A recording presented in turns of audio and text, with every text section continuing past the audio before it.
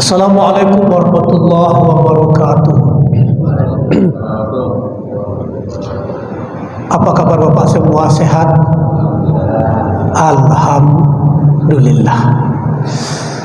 Alhamdulillahillazi khalaqal insan 'allamahul bayan. Asy-syamsu wal qamaru bihusban wan najmu wasyajaru yasjudan. Asyhadu la ilaha illallah, asyhadu anna Muhammadar Rasulullah sallallahu alaihi wasallam allazi la nabiyya ba'da. Rabbi shrah li sadri wa yassir li amri wahlul 'uqdatam min lisani yafqahu qawli. Bersyukur kepada Allah dengan ucapan alhamdulillahirabbil alamin. Berselawat kepada baginda Nabi besar Muhammad sallallahu alaihi wasallam dengan ucapan Allahumma shalli ala sayyidina Muhammad wa ala ali sayyidina Muhammad. Mudah-mudahan dengan banyak kita berselawat kepada Nabi Muhammad, InsyaAllah nanti di hari kiamat kita mendapat syafaat. Amin. InsyaAllah kita bersama Nabi Muhammad di syurganya Allah, syurga Al-Jannatul Firdaus. Amin ya Rabbal Alamin. Yang kami muliakan orang-orang tua kami, tokoh agama, tokoh masyarakat, kemudian Pak Ketua Masjid kita, Pak Haji Irman, mudah-mudahan beliau sehat walafiat, panjang umurnya, berkah dunia wal akhirat. Pak Imam, setelah pengurus Bapak Ibu semua yang lainnya tidak bisa disebutkan satu persatu. Yang besar tak bisa disebutkan gelar, yang kecil tak bisa disebutkan nama, encik-encik, puan-puan, tuan-tuan. InsyaAllah kita yang hadir di Masjid As-Sahal ini InsyaAllah dicintai, diberkahi, dimuliakan Allah Subhanahu wa ta'ala. Amin. Sekarang jam menunjukkan jam 10 kurang 10 menit. Oh, mati jam. Mana yang betul nih? Oh, di belakang. Wah, jam 5 lewat 19 menit. Nah, ini mesti perbaiki. Apa tak gerak-gerak jamnya? Mati ternyata. Ustaz Satrio menyindir, nak menyindir. Ketul depan saya, nampak oleh saya. Barang siapa tiada mengenal agama, sekali-kali tiada boleh dibilangkan nama. Barang siapa mengenal yang empat, maka ia itulah orang yang makrifat. Barang siapa mengenal Allah, suruh dan tegahnya tiada ia menyalah. Barang siapa mengenal diri, maka telah kenal Tuhan Bahri. Barang siapa mengenal dunia, taulah ia barang terperdaya. Barang siapa mengenal akhirat, taulah ia dunia mudarat. Barang siapa mengenal yang tersebut, taulah ia makna takut. Barang siapa meninggalkan sembahyang, seperti rumah tiada bertiang. Barang siapa meninggalkan puasa, tidaklah mendapat dua tamasya. Barang siapa meninggalkan zakat, tiadalah hartanya memperoleh berkat. Barang siapa meninggalkan haji, tiadalah ia menyempurnakan janji. Apabila terpelihara mata, sedikitlah cita-cita. Apabila terpelihara kuping, kabar yang jahat tiadalah damping. Apabila terpelihara lidah, niscaya dapatlah daripadanya faedah. Bersungguh-sungguh engkau memeliharakan tangan daripada yang berat dan ringan. Pekerjaan marah janganlah dibela. nanti hilang akal di kepala. Apabila perut terlalu penuh, keluarlah fi'il tiada sinunu. Anggota tubuh tengah hendaklah ingat, disitulah banyak orang kehilangan semangat. Hendaklah engkau peliharakan kaki daripada melangkah membawa rugi. Hati itu kerajaan di dalam tubuh. Jikalau zalim, segala anggota pun rubuh.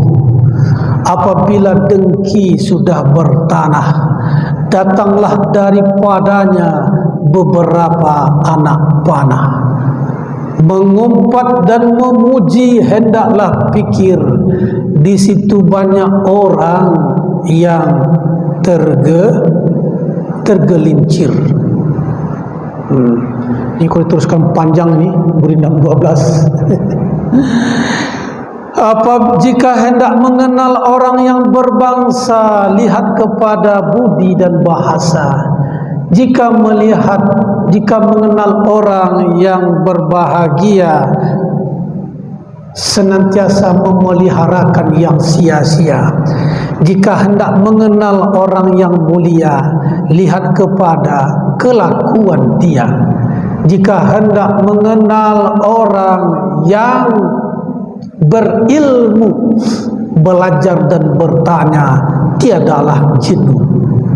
Jika hendak mengenal orang yang berakal, di dalam dunia mencari bekal.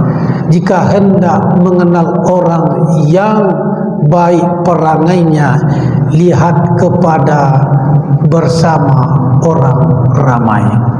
Urindam 12 pasal 1, 2, 3 sampai pasal 5. Mudah-mudahan kita mendapat kebaikan-kebaikan dari Urindam 12 karya Raja Ali Haji. Amin ya Rabbal Alamin. Hari ini hari Kamis bertepatan tanggal 9 Muharram. InsyaAllah yang berpuasa dapat 2 fadilah keutamaan. Waalaikumsalam. Silakan Pak Haji. Jauh datang beliau dari Auri. Masya. Alhamdulillah mendapatkan fadilah 2 puasa Atusak hari ini. Puasa pada tanggal 9 Muharram. Yang kedua puasa hari Kamis, bertepatan pula bulan Muharram, bulan hebat, bulan mulia. Maka yang berpuasa hari ini dapat 2 puasa Atusa hari ke-9. Yang kedua puasa hari Kamis. Yang tak sempat berpuasa minimal besok, jangan lupa tanggal 10 Muharram disebut dengan puasa Ashura. Puasa Ashura dapat mengampuni dosa setahun yang lalu. Dosa-dosa kita telah berguguran dengan puasa sunat Ashura. Kenapa?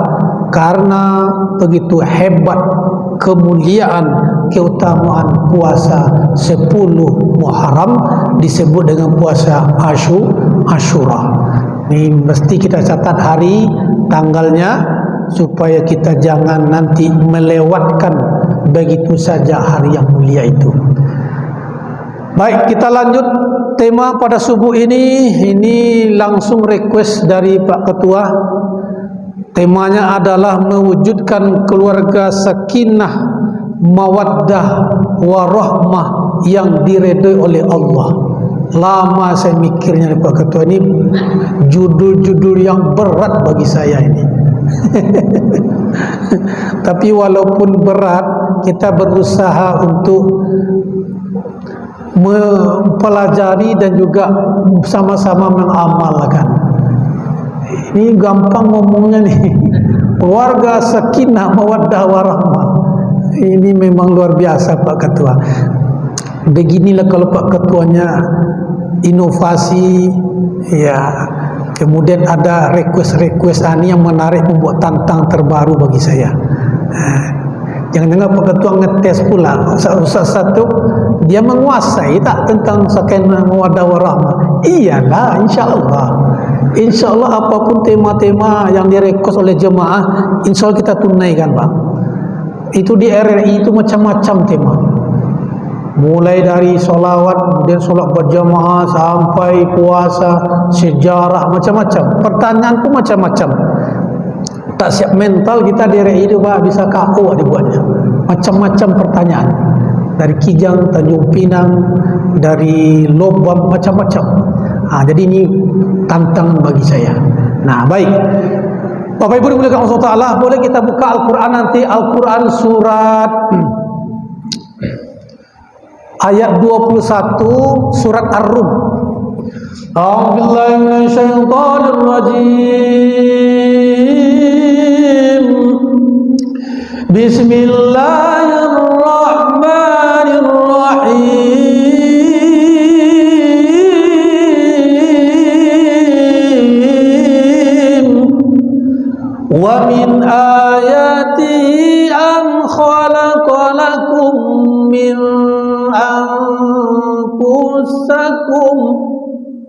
anfusakum azwaja litaskunu ilaiha wa ja'ala bainakum mawaddatan wa rahmah.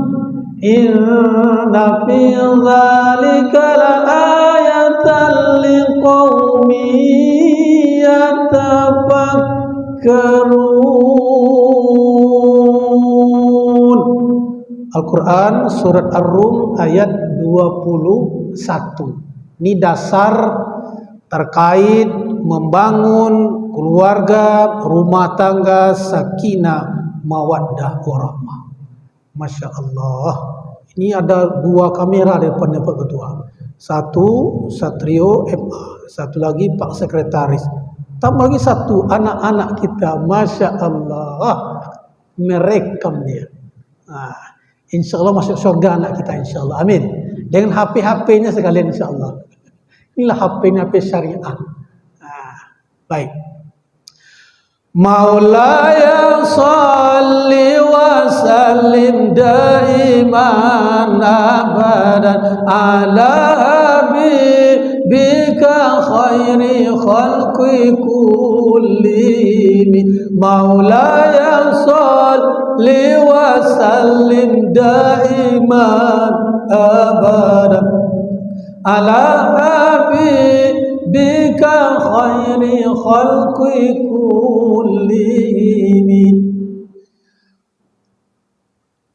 Pertama yang mesti kita telah dalam Al-Quran ini, wa min ayatihi, wa dan min sebagian ayati, tanda-tanda kebesaran kami. Biasanya tanda-tanda kebesaran Allah yang kita lihat adalah kuasa Allah, penciptaan langit dan bumi. Biasanya kita tanda-tanda kebesaran Allah adalah kita lihat penciptaan Allah, mulai dari langit, bumi, bintang gemintang, gunung, lautan hijau, hamparan luas, ranau hijau, bukit, Masya Allah. Tetapi ada yang di depan mata kita, tanda-tanda kebesaran Allah. Mana dia? Itulah pasangan hidup.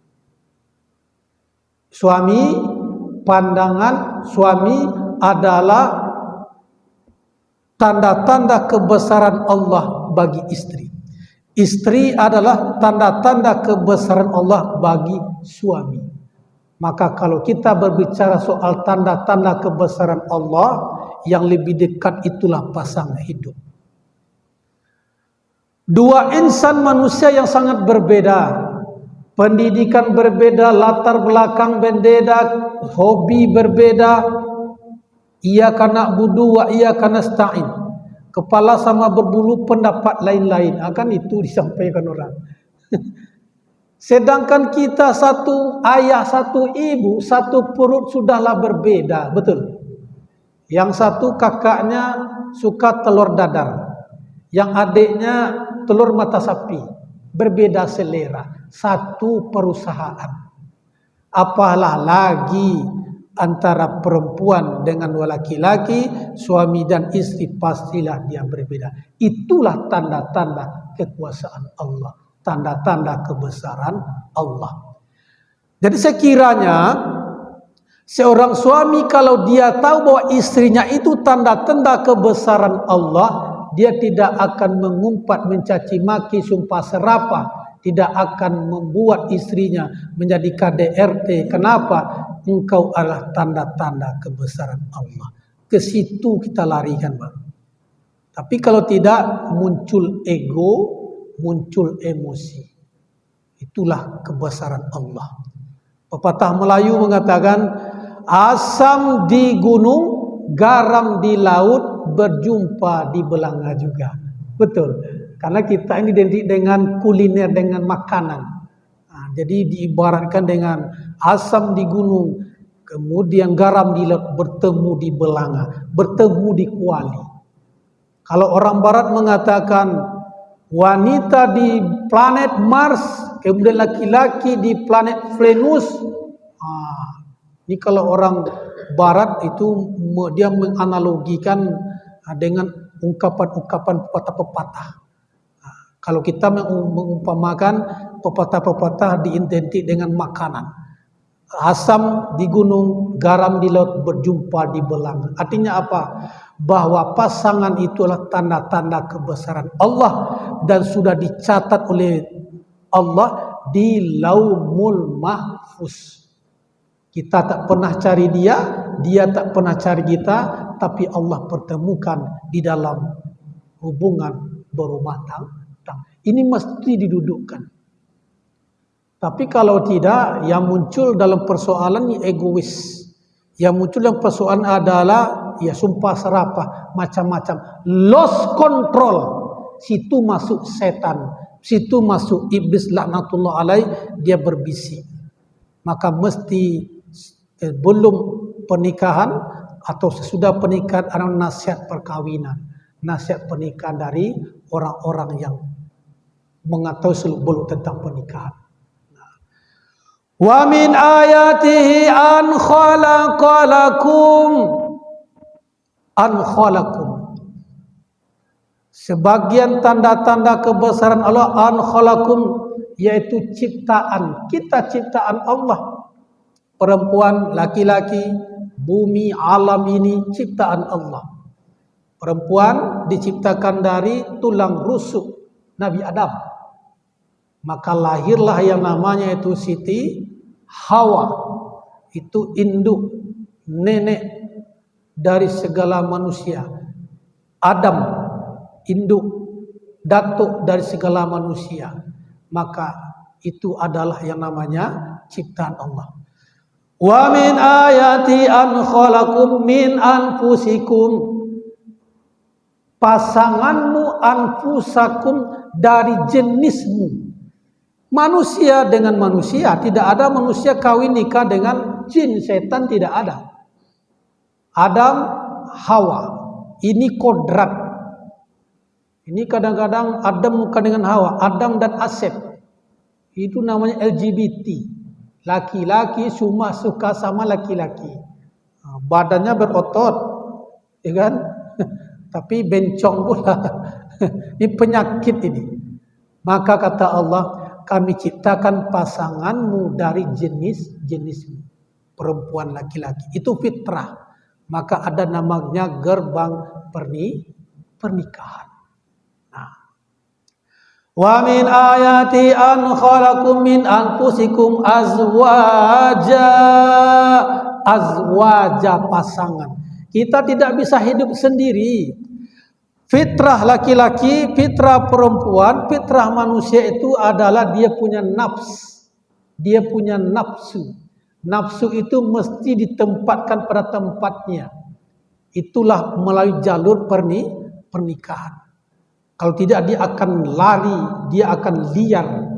Seperti kapal, seperti pompong, ketika tidak dihidupkan mesin, ketika di pinggir laut akan terombang-ambing dengan adanya hamparan ombak, gelombang air laut. Kenapa? Dia tidak punya pendirian karena itu berat cepat, begitu kencangnya goda cobaan akan berat dia. Kenapa? Dia tidak tenang. Kenapa? Karena tidak ada tambatnya. Tidak ada pengikat. Maka pengikat dari nafsu adalah adanya pasangan, azwaja. Itulah pasangan hidup kita, istri, suami. Maka Allah Subhanahu wa taala menciptakan manusia sesuai dengan fitrah, maka dia punya nafsu, kemudian nafsu itu ditempatkan yang namanya melalui pernikahan. Maka dalam agama kita apa? Ada 4 yang mesti segerakan, kata Nabi. Tak boleh ditunda, tak boleh diundur, tidak boleh ditunda-tunda, nanti besok, tak perlu, tak boleh.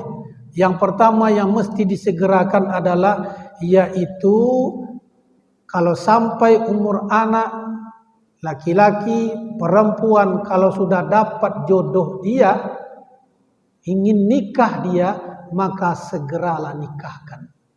Kalau tidak, nikah sendiri di luar dia. Itu akan merepotkan orang tua, betul. Hamil di luar nikah, berapa banyak? Januari nikah, bulan April lahir anak. Saking cepatnya. Tempat lain orang hamil 9 bulan 10 hari. Ini 4 bulan aja. Ini versi minimalis. Macam-macam. Memang agama begitu mengajarkan. Maka kalau sampai umur anak, dia sudah ada jodoh, dia ingin dinikahkan, maka segeralah menikah. Maka lihat ayat 4, melihat dari cantik, kemudian dari nasab, dari keturunan, kemudian dari din dari agama. Maka dari 4 ini, maka lihatlah agamanya. Sekarang ini banyak di mana dia kerja lebih utama. Ternyata datang dia ke rumah, bawa mobil Pajero Sport, bawa mobil Mercy. Datang dia, itulah calon menantu kita, tengok tuh, bukan Avanza, bukan dengan ojek dia ke sini, pakai Mercy, pakai Pajero dia. Inilah doa mama selama ini, Pak. Yang selama ini doa mama untuk minta anak kita dapat keluarga, inilah dia. Wah, tahu-tahu nikah, kemudian 4 hari 5 hari mobilnya rental. La ilah. Kemudian dia pergi jalan, mulai macam-macam, menangis pulang anak kita. Kenapa kau menangis? Kurang-kurang rental. La ilah. Ketawa ibu-ibu. Masya Allah. Maka agama, din agamanya. Kalau agamanya bagus, insya Allah dialah akan menjadi imam, Pak. Betul. Dia akan duduk, dia akan nasihatin istrinya, dia akan menjadi contoh yang terbaik karena agamanya baik. Tapi kalau agama tidak, agama lepas, agamanya tak jelas, solatnya tak jelas, maka perlu menjadi pertanyaan besar. Maka untuk cek mencari menantu itu, datang dia undang hari Jumat. Jam 12 undang ke rumah. Calon menantu datang ke rumah ya, jam berapa? Hari Jumat jam 12. Oke, jangan terima, Pak. Soal Jumat. Sedangkan Jumat ditinggalkan dia, apalagi anak kita, betul? Tapi kalau yang baik itu, jangan. Ini Jumat saya mesti sholat Jumat. Lain waktu ada kesempatan saya datang. Ini baru bagus nih. Ini Jumat pun datang juga dia. Itu cara ngetes. Bapak Ibu dimuliakan Allah Subhanahu wa taala. Kemudian pasang itu tujuan Allah apa? Yaitu litaskunu ilaiha, supaya mendatangkan taskunu, yaitu ketenangan. Taskunu adalah perasaan tenang, adem, ayem, tenang dan bahagia. Bapak Ibu dimuliakan Allah Subhanahu wa taala. Allahumma sholli ala sayyidina Muhammadin tibbil qulubi wa dawaiha wa afiyatil abdani wa wa nuril absari wa diyaiha wa ala alihi wa sahbihi wa sallim, supaya datang ketenangan. Maka yang belum menikah supaya tenang menikahlah. Betul. Yang sudah menikah tidak juga ketenangan datang, menikah sekali lagi. Jangan. Saya memancing aja. Iya jawab Pak ini. Merajuk ibu-ibu nanti. Tujuan menikah itu ketenangan. Dia sudah mendapatkan dambaan hatinya. Di mana kapal untuk ditambahkan, sudah dapat dia untuk pengikat.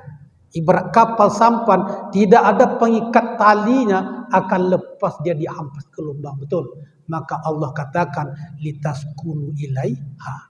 Makanya bapak saya tengok tenang. Kenapa? Karena udah menikah.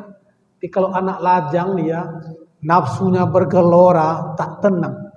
Ibarat ayam putih, loncat sini, loncat sana, loncat sana, loncat sini, tak jelas arahnya. Kenapa? Ketenang belum dapat. Maka yang belum menikah, maka segala menikah supaya datang ketenangan. Nah, waja'ala bainakum mawaddatan wa rahmah, dan kami jadikan kamu mawaddah. Apa itu arti mawaddah? Mawaddah itu artinya cinta. Orang kalau sudah cinta, kalau sudah sayang, itu yang baik-baik menjadi lebih baik, yang kurang akan menjadi baik bagi dia. Kalau hati sudah cinta, maka kalau cinta itu adalah kelebihan yang nampak. Yang menonjol itu adalah kelebihan, keunggulan, lebih putih, lebih cantik, lebih tinggi, lebih semampai, alis matanya bak seperti semut berbaris, kemudian dagunya seperti bakpao di layang, matanya seperti bulan purnama, kemudian rambutnya bak mayang berurai, kemudian bibirnya seperti asam seulas. Itulah umpama pepatah-pepatah. Betul. Artinya apa? Kalau hati sudah sayang, hati sudah cinta, yang nampak itu ada kelebihan. Itulah mawaddah. Tapi sedangkan warahmah, rahmah itu adalah kasih sayang.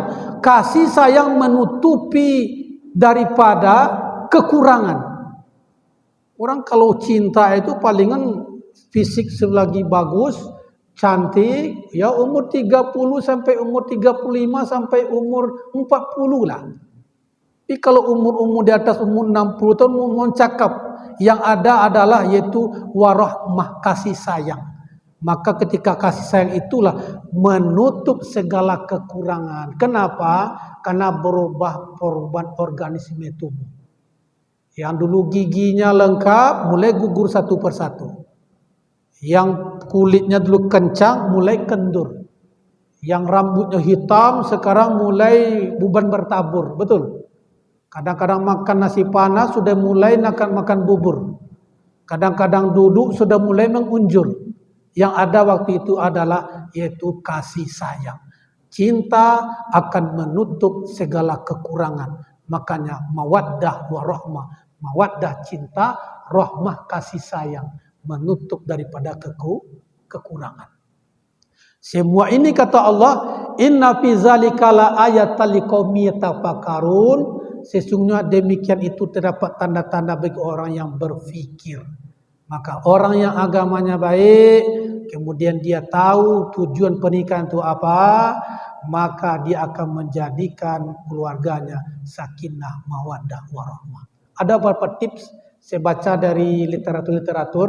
Pertama, mesti ketika ada problem, ada masalah. Tidak ada yang tidak bermasalah dalam rumah tangga, pasti ada. Sedangkan Nabi, saya baca sejarah itu, ketika Nabi sebelum turun surah At-Talaq tentang nikah lebih dari 4 boleh, maksudnya 4 boleh, lebih dari 4 tak boleh. Nabi menikahi seorang anak yaitu Umar bin Khattab bernama Hafsah. Hafsah ini ditinggal suami.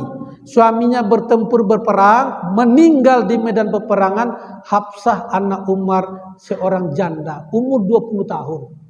Maka Umar sedih. Anak sudah masih muda, kemudian ditinggal, suami meninggal, janda. Maka Umar menawarkan pada Utsman. Utsman menolak, saya belum siap. Karena waktu itu Utsman dalam keadaan duda waktu itu.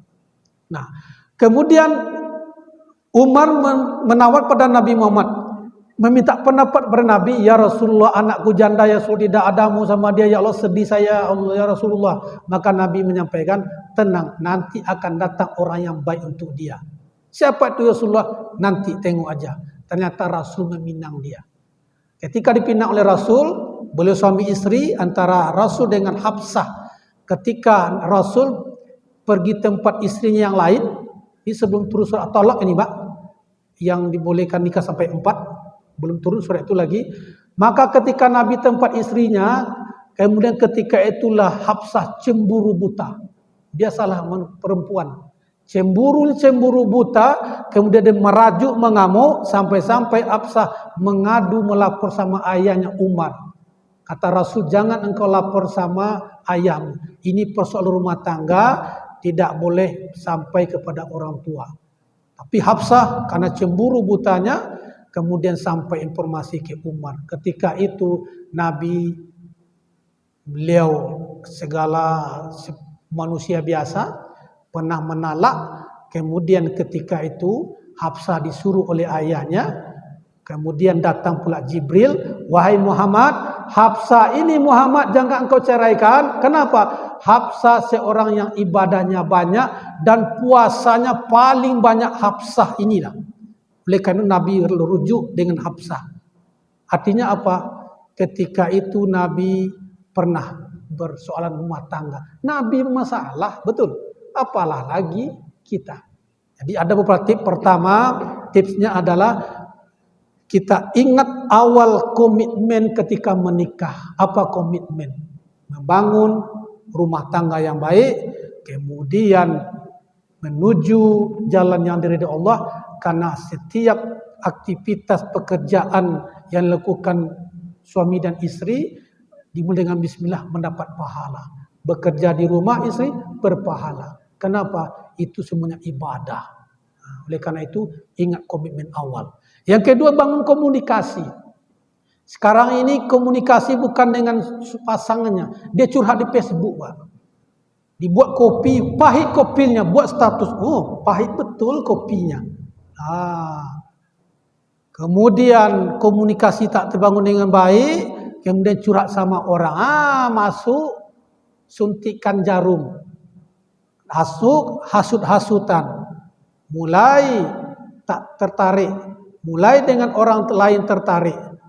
Maka dalam ungkapan Habib Syekh saya baca, kalau ada pasangan dia tidak tertarik dengan pasangan dia, berarti bisa dicek di hatinya. Bisa jadi dia sering menengok pasangan orang lain. Maka dia akan bisa membandingkan pasangan orang lain dengan pasangan dia. Rumput tetangga lebih hijau daripada rumput kita sendiri. Inilah pepatah-pepatah. Maka cek dirimu. Kenapa kau tertarik dengan suamimu? Kenapa kau tertarik dengan istrimu? Maka kata Habib Syekh, berarti engkau banyak melihat pasangan orang lain daripada melihat pasanganmu. Karena ini pandangan, kemudian melihat, kemudian jatuh hati, mulai komunikasi, akhir terjadi perselingkuhan. Betapa banyak terjadi perselingkuhan karena berkomunikasinya tidak terbangun dengan baik. Ini komunikasi sangat penting. Maka ini adalah beberapa tips agar keluarga sakinah mawaddah warahmah. Masih banyak lagi sepertinya. Ada pertanyaan Bapak Ibu, silakan. Saya kadang-kadang merasa malu, Pak. Kenapa malu? Yang penceramah ibarat pesawat Sukhoi.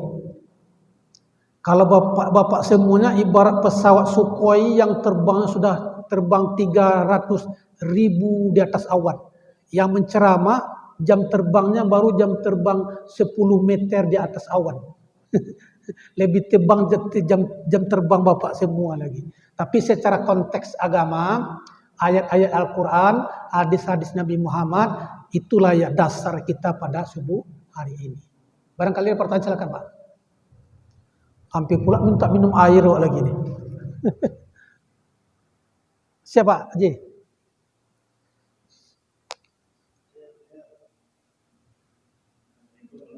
Salam warahmatullahi.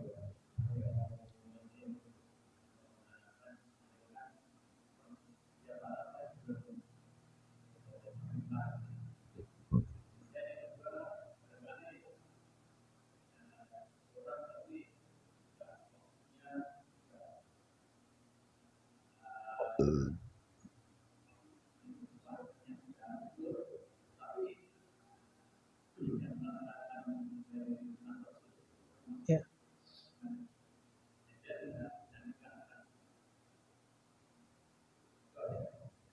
Iya. Siap Pak Ketua? Ya. Ta'aruf, baik. Ini terkait dengan perkataannya Bapak juga tadi ya. Maka sebelum pernikahan ada namanya ta'aruf. Ta'aruf itu asal katanya arofa, artinya tahu, kenal. Ta'aruf itu udah berasal dari bahasa Arab, artinya perkenalan. Maka mesti dalam sebuah hubungan berumah tangga sebelum terjadi, maka pentingnya ta'aruf. Ta'aruf itu adalah perkenalan. Perkenalan ya secara dasar, ingin tahu agamanya, ingin tahu keluarganya, ingin tahu sifat-sifatnya, maka mesti tahu dari awal. Maka dari awal jelas-jelas. Jangan seperti yang membeli kucing dalam karung. Tengok di Facebook, Masya Allah cantik banget. HP kamera bermain. Pas jumpa, dah 4 bulan berkomunikasi, pas jumpa, lari selera. Ini berarti pengaruh HP bahaya sekarang, hati-hati. Maka harus jelas. Datang, kemudian perkenalan, tahu sifatnya, tahu keluarganya, tahu nasabnya, tahu agamanya, maka ini mesti diketahui dari awal. Namanya ta'aruf, perkenalan. Maka tidak ada yang disusahkan.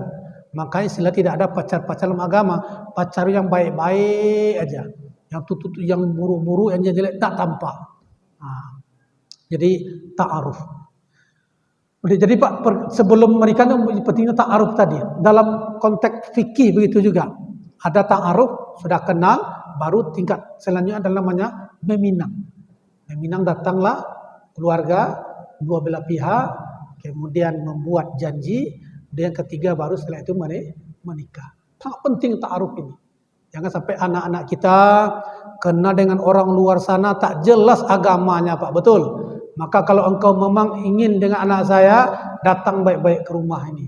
Begitu harus tegas, betul? Ta'aruf. Dan yang kedua tadi sangat menarik, itu terkait ya persoalan apa nih Pak?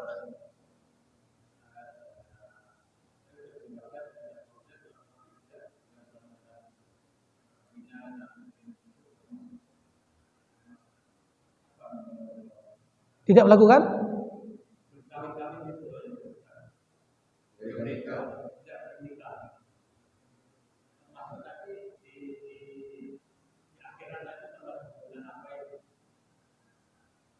Maksudnya mana? Oh, tidak menikah. Oh, tidak menikah. Oh, iya, iya.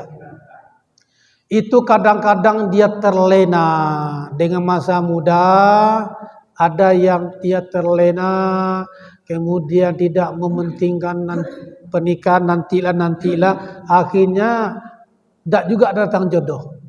Yang kedua terlalu memilih macam-macam, akhirnya tidak juga nikah-nikah. Ada memang dia sudah berusaha mencari, tak juga dapat jodoh, macam-macam Pak. Maka jodoh itu sudah susah, mudah dia. Dibilang susah, mudah. Dibilang mudah, susah. Nah, artinya kalau ada orang yang memang ya jodoh yang belum, usianya usia sudah lanjut, inilah memang orang yang menyesal dalam kehidupannya. Kenapa? Dia menyia-nyiakan waktu-waktu usia muda, masa produktif, masa-masa ganteng gagahnya, maka dia banyak menyia-nyiakan waktu mudanya. Makanya kata Nabi, laki-laki kalau sudah sampai jatuh wajib untuk nikah, maka menikahlah. Maka Nabi umur 25 tahun. 25 tahun itu nafsu-nafsu sedang bergerak puncak itu. Bagi laki-laki gitu kan. Maka kalau ada orang yang belum juga menikah, yaitu mungkin kalau kita lihat dari sisi jodoh, itulah jodoh sulitnya. Dibilang mudah, sulit, dibilang sulit, ya mudah. Maka jangan sampai terjebak di sana. Kalau sudah sampai hukumnya wajib, maka segera menikah. Antisipasi jangan sampai ditunda-tunda, karena nanti akan berdampak kepada yang tidak baik. Maka kata Nabi, yang laki-laki yang punya tanggung jawab, yang sudah punya jatuh wajib untuk menikah, maka segera menikah. Nikah wanita karena 4 sebab. Pertama adalah yaitu cantik. Yang kedua adalah nasab. Yang kemudian yang ketiga adalah yaitu cantik, nasab, dan karena harta. Yang 4 karena din, karena agama. Dari 4 itu maka pilihlah agamanya. Harta bisa dicari, tapi kalau agama ini yang paling penting. Pada kali ini Pak ya, jawaban-jawaban kita. Saya rasa ini dulu Pak, ini mesti dijaga suara nih. Ini karena juga puasa subuh ini. Ya, karena puasa hari ke-9 di bulan Muharram, puasa At-Tusa hari ke-9, besok jangan lupa puasa hari ke-10, puasa Asyura. Insya Allah fadilahnya mendapat mengampuni dosa setahun yang lalu. As-saumu Asyura ayyukaffiru sanatal madi. Puasa Asyura dapat mengampuni dosa setahun yang lalu. Catat harinya, catat tanggalnya. Besok jangan lupa berpuasa. Malam ini hari Kamis. Maghrib safari di Masjid Ummi Nur Jalan Satria. Lupa pula Masjid Ummi. Maghrib nanti. Dia habis berbuka langsung ke sana. Kemudian subuh besok hari Jumat di Masjid Nurul Ihsan dekat bandara. Hari Sabtu insyaAllah subuh di Masjid Al-Mu'izzah Tokojo, Kijang, Bintan. Ahad balik lagi Tanjung Pinang. Hari Senin di RRI, ini tiap subuh Pak. Alhamdulillah istiqomah Pak. Sudah masuk 58 putaran. Alhamdulillah. Sinilah paling banyak tausiah subuh saya. Tiap pekan di sini. Masya Allah. Semalam subuh di Masjid Sa'irillah, perumahan Pinang Hijau. Ramai jemaahnya alhamdulillah. Ibu-ibunya ramai juga. Mendapat support, dukungan dari Ketua DMI, Bapak Haji Tatarandes Tamri Dahlan. Ada pula Pak Ayub di sana, Kabiro Kesra Provinsi. Jarang-jarang yang safari subuh Ustaz Satrio. Mohon doa Pak, mudah saya istiqomah, itu sebida saya. Habis saya balik lagi. Mudah-mudahan istiqomah Pak ya, insyaAllah. Mudah-mudahan kita semuanya sehat walafiat, panjang umur, istiqomah dalam salat berjamaah, semakin meningkatkan amal-amal kebaikan kita. Inilah bekal akan kita bawa menghadap Allah Subhanahu wa taala. Hasiniyah wa kuluniyah as-salihah al-Fatihah. Bismillahirrahmanirrahim. Alhamdulillah.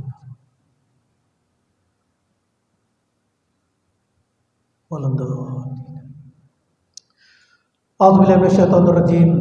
Bismillahirrahmanirrahim. Alhamdulillahil alamin wal 'aqibatul muttaqin. Shalatu wassalamu ala asyrafil mursalin wa ala alihi wa ashabihi ajma'in. Ya Allah, pada subuh yang penuh berkah ini ya Allah, kami jemaah Masjid As-Sahal Kampung Wonosari Kilometer 14 Tanjung Pinang ya Allah, curahkanlah rahmat ridho kasih sayang-Mu, curahkanlah keberkahan-Mu ya Allah kepada kami yang hadir di Masjid As-Sahal ini ya Allah. Keberkahan menjadi amal-amal kebaikan bagi kami ya Allah, amal-amal kebaikan yang bertambah bagi kami ya Allah. Salat subuh berjemaah mendapatkan pahala seperti salat di tengah malam sepanjang malam ya Allah. Salat subuh berjemaah mendapatkan seperti 27 derajat kebaikan ya Allah dibanding sholat sendiri ya Allah. Salat subuh berjamaah mendapatkan perlindungan darimu ya Allah. Salat subuh berjamaah diampuni dosa-dosa yang lalu ya Allah. Ya Allah, curahkanlah keberkahan, kebaikan yang bertambah kepada kami yang hadir pada sore ini ya Allah. Ya Allah, tanamkan keluarga kami ya Allah, kami keluarga yang sakinah, mawaddah, warahmah untuk mencari ridho kepadamu ya Allah. Ya Allah, takdirkan anak cucu kami jadi anak yang soleh, soleha ya Allah. Anak yang penghafal Quran, pemimpin di masa yang akan datang. Ya Allah, takdirkan kami ya Allah istiqomah, salat sunat salat sunat sebanyak-banyaknya. Puasa sunat juga ya Allah. Puasa sunat hari Atusa hari ini, besok puasa sunat Asyura ya Allah. Pahalanya dapat mengampuni dosa setahun yang lalu. Ya Allah, matikan kami kelak mati husnul khatimah, mati yang baik, mengucapkan kalimat la ilaha illallah Muhammadur Rasulullah. Ya Allah, padamu kami memohon, padamu kami meminta, kabulkan ijabah permohonan kami. Rabbana atina fid dunya hasanah wa fil akhirati hasanah wa qina azabannar. Subhana rabbika rabbil izzati amma yasifun wa salamun alal mursalin walhamdulillahi rabbil alamin. Taqabbalallahu minkum wa minkum taqabbal ya karim. Banyak maaf. Assalamualaikum warahmatullahi wabarakatuh.